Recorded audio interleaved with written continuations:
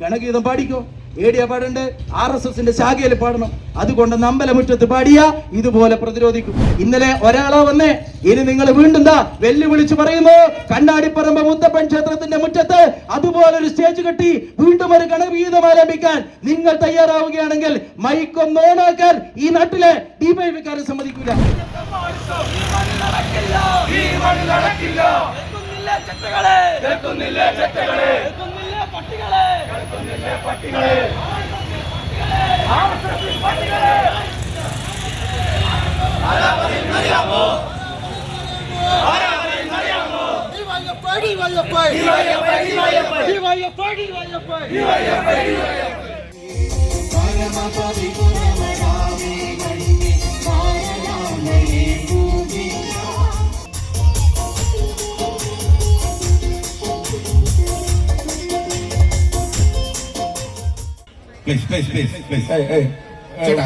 ഇതുവരെ നല്ലതായി പോയി.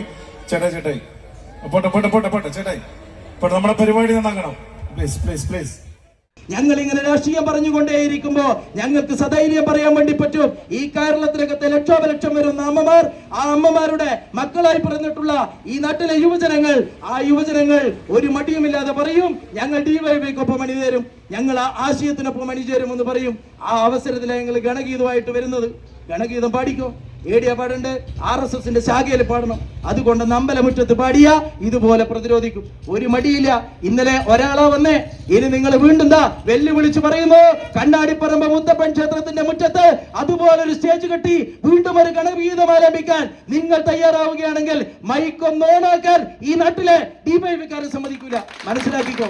ഗണഗീതം പാടി ഈ അമ്പലങ്ങളെയൊക്കെ നിങ്ങൾ അങ്ങ് ചൂഴ്ന്നെടുക്കാമെന്നാണ് കരുതുന്നതെങ്കിൽ അതിനെ അങ്ങോട്ട് പ്രതിരോധിക്കാൻ തന്നെയാണ് ഞങ്ങളുടെ തീരുമാനം. നിങ്ങൾ ചിലപ്പോൾ ഞങ്ങളെ അങ്ങ് പ്രതിരോധിച്ചേക്കാം. നിങ്ങളുടെ പ്രതിരോധമൊക്കെ നമ്മൾ ഒരുപാട് കണ്ടിട്ടുണ്ട്. ഈ നാട്ടിലെ ചെറുപ്പക്കാരൊരു തീരുമാനം എടുത്തിട്ടുണ്ടല്ലോ, ആ തീരുമാനം നടപ്പിലാക്കി തിരിച്ചു വരുന്നവരാ. ഇന്ന് ഞങ്ങളാരും നോട്ടീസ് അടിച്ച് ഈ നാട്ടിലെ ചെറുപ്പക്കാരെ വിളിച്ചിട്ട് വന്നുകൂടിയവരല്ല ഇവരാരും.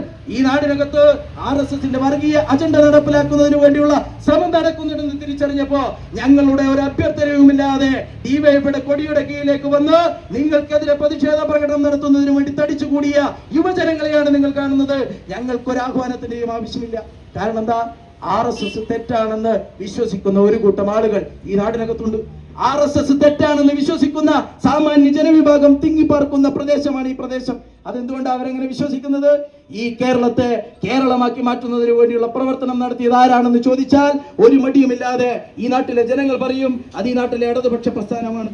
ഇപ്പൊ വാർത്താ മാധ്യമ ചാനലുകളൊക്കെ കൊണ്ട് ആഘോഷിക്കുന്ന ചില വിഷയങ്ങളുണ്ടല്ലോ. വർഗീയ ചാപ്പി അടിക്കുക. ആർക്കാ വർഗീയ ചാപ്പി അടിക്കുന്നു? കേരളത്തിലെ ഇടതുപക്ഷത്തിന്, കേരളത്തിലെ ഡിവൈഎഫ്ഐക്കാരന്, കേരളത്തിലെ CPM-കാരന്. നിങ്ങൾ ഇങ്ങനെ ചാപ്പ കുത്തിക്കൊണ്ടേയിരുന്നോ? നിങ്ങൾ ആവർത്തിച്ച് ഇങ്ങനെ ചാപ്പ കുത്തിക്കൊണ്ടേയിരിക്കുമ്പോ, വർഗീയ ചേരിയിലേക്ക് ഞങ്ങളെ മാറ്റാനുള്ള ശ്രമം തുടർന്നുകൊണ്ടേയിരിക്കുമ്പോ ഈ നാട് ആവർത്തിച്ച് പറയും, എന്റെ കേരളത്തെ ഇന്ന് കാണുന്ന കേരളമാക്കി മാറ്റുന്നതിന് വേണ്ടി പ്രയത്നിച്ചത് ഈ നാട്ടിലെ ഇടതുപക്ഷ പ്രസ്ഥാനമാണ്, പുരോഗമന പ്രസ്ഥാനമാണ്.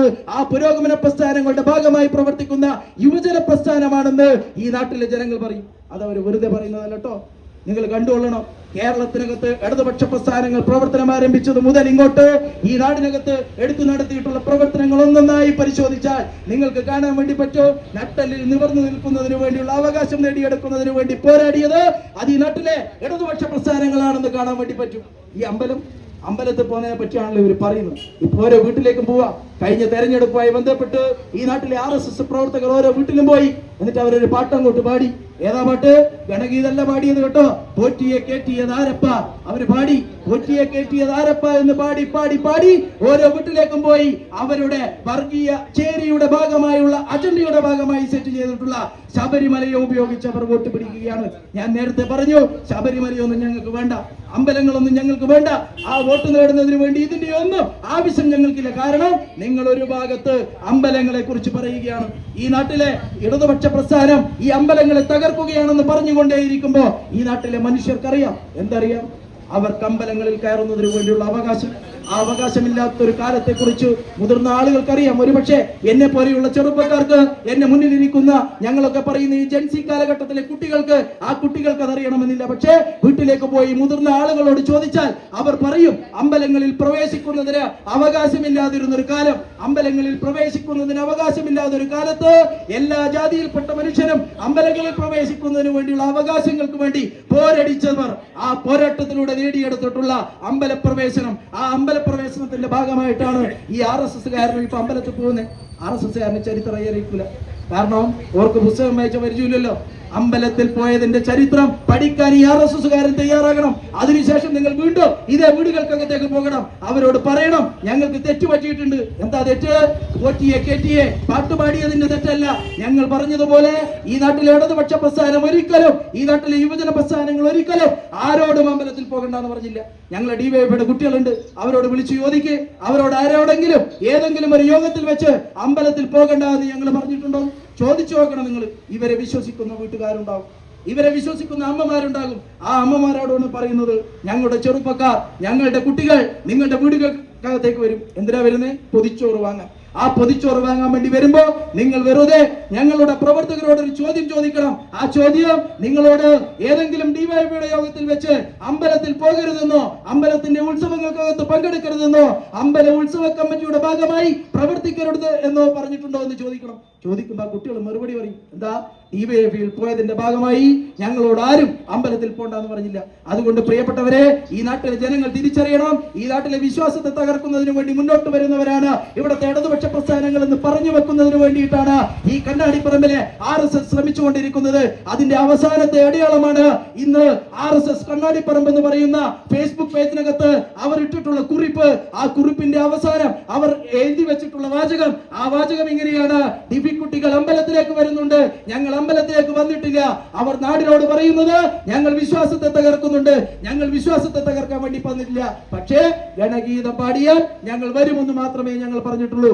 ഇനിയും ഗണഗീതം പാടാൻ നിങ്ങൾ തയ്യാറാവുകയാണെങ്കിൽ ഞങ്ങൾ ഇനിയും വരും. അതുകൊണ്ട് തിരുത്തിക്കൊള്ളണം. എന്ത് തിരുത്താവേണ്ടത്? തിരുത്തരി അനിവാര്യമാണ്. ഇന്നലെ കാവി മുണ്ടെടുത്ത് വെള്ള ഷർട്ടിട്ട് 5-10 ആളുകളെയും കൂട്ടി ഞങ്ങളുടെ ഒരു സഖാവിനെ ആ സ്റ്റേജിൽ നിന്ന് വലിച്ചു താഴെയിട്ടതിന്റെ ഹുങ്കാണെങ്കിൽ, ഇനിയൊരു ഗണഗീതം പാടുമ്പോ ആ 5-10 കാവി മുണ്ടെടുത്ത വെള്ള ഷർട്ടിട്ട ഈ നാട്ടിലെ RSSന്റെ ശാഖയിൽ പഞ്ചഗുസ്തിയും ഗുസ്തിയും കളിച്ച് കബഡിയും കളിച്ചു വന്ന ഈ നാട്ടിലെ RSS കാരൻ മതിയാവില്ല ഞങ്ങളെ പ്രതിരോധിക്കാരെന്ന് തിരിച്ചറിഞ്ഞാൽ നിങ്ങൾക്ക് നല്ലതാ. ഞങ്ങൾ കൊലവിളി പ്രസംഗമൊന്നും നടത്തുന്നില്ല, കൊലവിളിക്കാനൊന്നും ഞങ്ങൾ തയ്യാറാവുന്നില്ല. കാരണം നിങ്ങളുമായ ഒരു ഏറ്റുമുട്ടലിനൊന്നും ഞങ്ങൾ തയ്യാറാവുന്നില്ല. പക്ഷേ ഇപ്പൊ ഒരു വിചാരമുണ്ട്. എന്താ വിചാരം? ഞങ്ങളെ കുട്ടികളൊന്ന് മനസ്സിലായിക്കോ, DYFIക്കാരൊക്കെ മടങ്ങി മാളത്തിൽ പോയി ഒളിച്ചിട്ടായില്ലെന്ന് അവർ വിചാരിക്കുന്നു. അങ്ങനെ മാളത്തിൽ പോയി ഒളിച്ചിട്ടൊന്നുമില്ല. ഈ നാടിനകത്ത് സമാധാന അന്തരീക്ഷം തകർക്കരുത് എന്നുള്ള വിശ്വാസം ഞങ്ങൾക്കുണ്ട്. കാരണം ഞങ്ങൾ ഈ നാട്ടിലെ സാധാരണക്കാരെ ചേർത്ത് പിടിക്കുന്ന പ്രസ്ഥാന, ഈ നാട്ടിലെ സമാധാന അന്തരീക്ഷം എന്തു വില കൊടുത്തും കാത്തു സൂക്ഷിക്കണമെന്ന് വിചാരിക്കുന്ന മനുഷ്യരാണ് ഞങ്ങൾ. അതുകൊണ്ടാണ് ഞങ്ങൾ ഒരു പ്രകോപനത്തിലും വീണു പോകാതെ ഇങ്ങനെ ആത്മസംയമനത്തോടു കൂടി നിൽക്കുന്നത്. പക്ഷേ അതിനൊരു ഒരു അതിരുണ്ട്.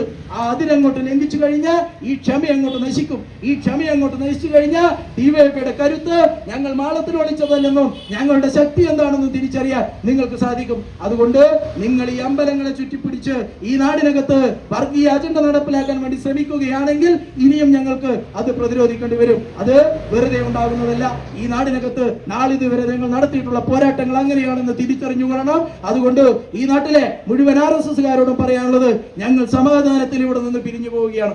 വളരെ സമാധാനത്തോടു കൂടി ഞങ്ങൾ ഇവിടെ നിന്ന് പിരിഞ്ഞു പോവുകയാണ്. ഞാൻ നേരത്തെ സൂചിപ്പിച്ചതുപോലെ ഈ മുത്തപ്പൻ ക്ഷേത്രത്തിന്റെ ഭരണം ഇങ്ങോട്ട് പിടിച്ചെടുക്കണമെന്നൊന്നും ഞങ്ങൾ തീരുമാനിച്ചിട്ടില്ല. പക്ഷേ നിങ്ങൾ ഇത് ആവർത്തിച്ച് വരികയാണെങ്കിൽ ഈ നാട്ടിലെ ജനങ്ങളെ അണിനിരത്തി ഞങ്ങൾ അങ്ങോട്ട് ഒരു വരവ് കൂടി വരും.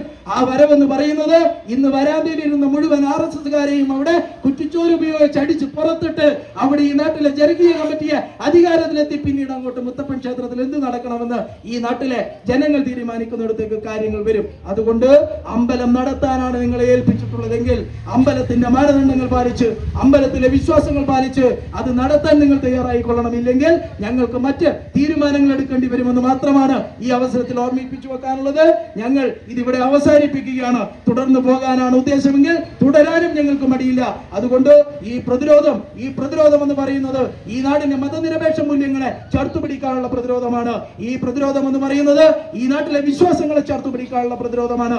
ഈ പ്രതിരോധം എന്ന് പറയുന്നത് ഈ നാട്ടിലെ ജനാധിപത്യത്തെ ചേർത്തുപിടിക്കാനുള്ള പ്രതിരോധമാണ്. ഈ പ്രതിരോധം എന്ന് പറയുന്നത് നാളിതുവരെ ഈ നാട് ആർജിച്ചെടുത്തിട്ടുള്ള ശേഷിയും കഴിവും നന്മകളും ചേർത്തുപിടിക്കാനുള്ള പ്രതിരോധമാണ്. ആ പ്രതിരോധത്തിൽ അണിചേർന്നിട്ടുള്ള മുഴുവൻ സഖാക്കളെയും അഭിവാദ്യം ചെയ്തുകൊണ്ട് ഈ പ്രതിഷേധ യോഗം ഉദ്ഘാടനം ചെയ്ത് നിർത്തുകയാണ്. അഭിവാദ്യം.